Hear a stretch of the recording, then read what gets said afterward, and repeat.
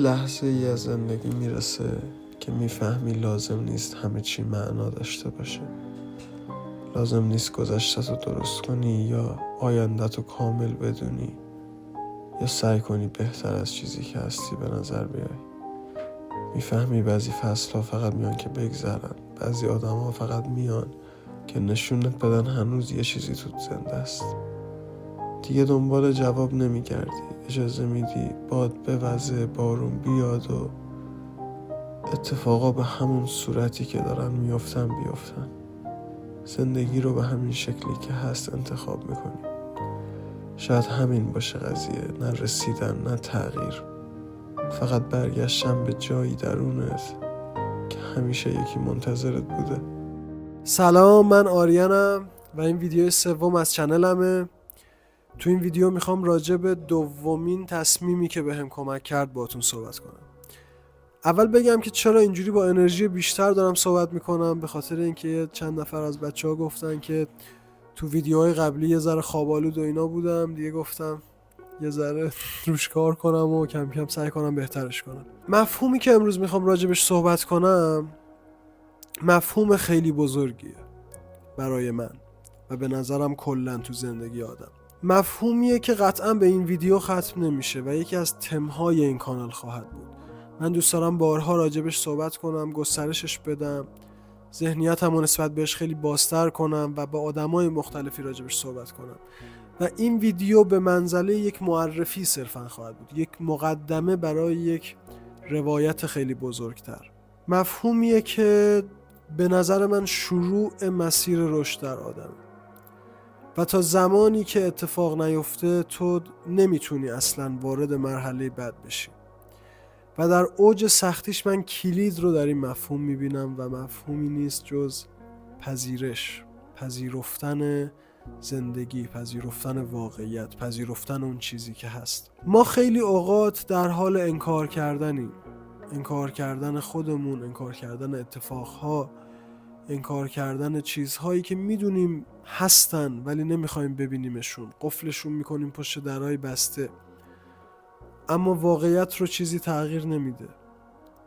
ما باید زندگیمون رو و خودمون رو اونقدری محترم بدونیم که اول بتونیم اونجوری که هست واقعا ببینیمش. واقعیت زندگیمون رو، واقعیت وضعیت مالیمون رو، واقعیت وضعیت تحصیلیمون رو، خانواده‌مون رو، گذشتمون رو، زخم‌هامون رو، همه چیزو، همه یه چیزی که هست رو بتونیم اونطوری که هست ببینیم، نه اونطوری که می‌خوایم باشه، نه اونطوری که به نظرمون باید می‌بود، نه اونطوری که اگر فلان اتفاق می‌افتاد فلان طور می‌شد. اگه بابای من فلان زمین نمی‌فروخت من الان پولدار بودم. من باید بدونم الان پول ندارم. الان تو دانشگاه وضعیتم خوب نیست. الان تو شغلی که دوستش دارم نیستم، الان تو رابطه خوبی نیستم. و این به تو یک زمینی میده برای اینکه روش کار کنی. اگر ما میخوایم که به یک نقطه بی تو زندگیمون برسیم، به یک شرایطی برسیم که به نظرمون بیشتر دوستش داریم و برامون مناسب تره، اول باید یک نقطه A تعریف شده و مشخصی رو داشته باشیم. باید ببینیم کجاییم دقیقاً، مختصات جایی که هستیم رو بدونیم. اگر وضعیت مالی خوبی ندارم، اگر وزنم بالاست، اگر تو دانشگاه دارم مشروط میشم، اگه هر کدوم این قضایا هست، من اول اصلا باید ببینم که هست و باید درک کنم که شرایطی که توش هستم لزوما قرار نیست دائمی باشه، ولی برای اینکه دائمی نباشه اول باید پذیرفته بشه. حالا چطوری میشه پذیرفت؟ ما همیشه میدونیم، یعنی هر چقدر هم بخوایم انکار کنیم میدونیم چه خبره و یک مقاومتی داریم نسبت به واقعیت. سعی میکنیم خودمون رو گاهنگول بزنیم. واقعیت رو باید به نظر من لخت دید، رنج رو باید لخت دید. مثلا وقتی دارم راجع به یک ترامایی مثلا کتک خوردن تو بچگیم حرف میزنم، به جای اینکه بگم پدرم با من موقع‌هایی که پسر خوبی نبودم یا دختر خوبی نبودم برخورد فیزیکی میکرد، بگم که کتک میخوردم، تحقیرم میکرد. زمانی که تو یک رابطه ایم که احساس میکنم طرف به من حسی نداره، نگم که من احساس میکنم این احساسی که دارم بهش متقابل نیست، بگم دوستم نداره، بگم ازم خوشش نمیاد، بگم تایپش مثلا نیستم. این دیدن واقعیت انگار طلسم واقعیت رو میشکنه و قرار نیست همیشه همه چی اونجوری که ما میخوایم پیش بره. یه جاهایی واقعا جنگیدن جواب نیست. یه قسمت‌هایی از زندگی هست، یه بخش‌هایی زندگی داره که تو از پس یک سری چیزها بر نمیای. تو ناتوانی در برابر جریان زندگی و قدت نمیرسه به انجام دادن اون کاری که احساس میکنی درست تره. و اولین کاری که باید بکنی پذیرفتن واقعیت و دومین کار گاهی اوقات رها کردنشه. رها کردن نه به معنی انفعال، به معنی این که اون کاری که در توانته رو انجام بدی و بقیه رو بسپری صرفاً به پروسه و اتفاقی که باید بیفته. چون ما خیلی اوقات نمیدونیم صلاحمون در چیه. ما فکر میکنیم که میدونیم صلاحمون در چیه. خیلی اوقات اگر ما به رنج هامون نگاه کنیم و به آورده هایی که برای ما داشتن، به شخصیتی که از ما ساختن، به چیزایی که بهمون اضافه کردن، اگر همون موقع قابلیت این رو بهمون بدن که این رنج رو از گذشته‌مون برمی داشتیم ولی همه ی آورده هاشم باش پاک می شد، ما این کار رو نمی کردیم.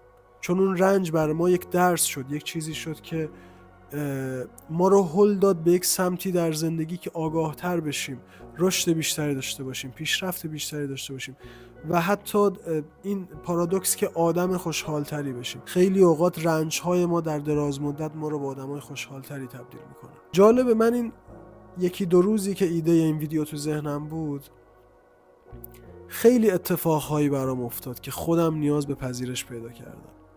همین امروز شرایطی برای من پیش اومد که به شدت دچار استرس شدم، به شدت دچار فشار شدم و بهونه‌های لازم رو برای این داشتم که امروز نیام ویدیو ضبط نکنم. دوباره یه خورده پیش یه بهونه دیگه دستم اومد.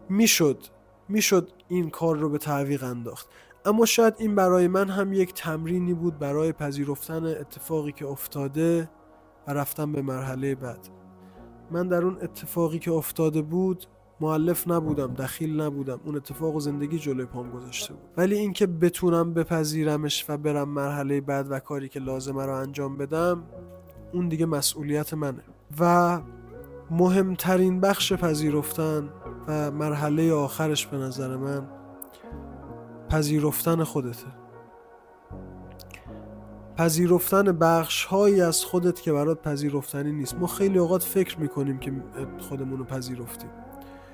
انگار یک سری بخش‌ها از خودمون رو گلچین میکنیم و اونها رو دوست داریم و اونها رو میپذیریم و با اونها کنار میایم و بقیه رو قفل میکنیم تو صندوقچه هایی که جلو چشمون نباشه و هیچ وقت نمیخوایم کسی دیگه ببینتشون. تو خود شجاعتو دوست داری، خود ترسیدتو دوست نداری، اون خودت که حس بیکفایتی میکنه، اون خودت که حسادت میکنه شاید به دستاورد دیگری، اون خودت که ناراحته، اون خودت که از غمهای گذشته عبور نکرده، اون خودت که تنبله، اون خودت که عرضه به نظر خودت نداره، اونها هم نیاز به دیده شدن دارن، اونها هم نیاز به پذیرفته شدن دارن و نیاز به درک شدن دارن و نیاز به این که بدونی بک‌استوری پشتشون چی بوده و نیازه که بدونی اونها هم تو هن، به همون اندازه که بخش‌هایی از خودت که برات خوشایندن تویی. خیلی اوقات توی زندگی ما سعیمون بر اینه که همه اون چیزهایی که از خودمون دوست نداریم رو از بقیه قایم کنیم. مبادا کسی بفهمه که ما اینطوریم، نکنه کسی بفهمه من ترسیدم، نکنه کسی بفهمه من کفایت لازم بر انجام اون کارو نداشتم، نکنه کسی بفهمه که من آدم بی‌ارزشی میدونم خودم، نکنه هایی که در نهایت ما رو اونقدری سانسور میکنن که دیگه خودمون هم خودمون رو نمیشناسیم. در حالی که به قول هرمان هسه تو کتاب گرگ بیابان، تمام خیر و تمام شر جهان در ما هست. تمام ویژگی های بد و تمام ویژگی های خوب با یک دوزی در ما پیدا میشه و زمانی که ما بتونیم خودمون رو بپذیریم کامل با تمام ابعاد خودمون، ابعاد مثبت یا منفی که خوشایند ما یا ناخوشایند برامون، اون موقع است که میتونیم زندگی رو بپذیریم با همه ویژگی‌هاش، همه همون ویژگی‌هایی که در خودمون پیدا شده و پذیرفته شده. و اون زمانه که ما میتونیم در صلح، در آرامش تلاش کنیم برای رسیدن به اون چیزی که میخوایم.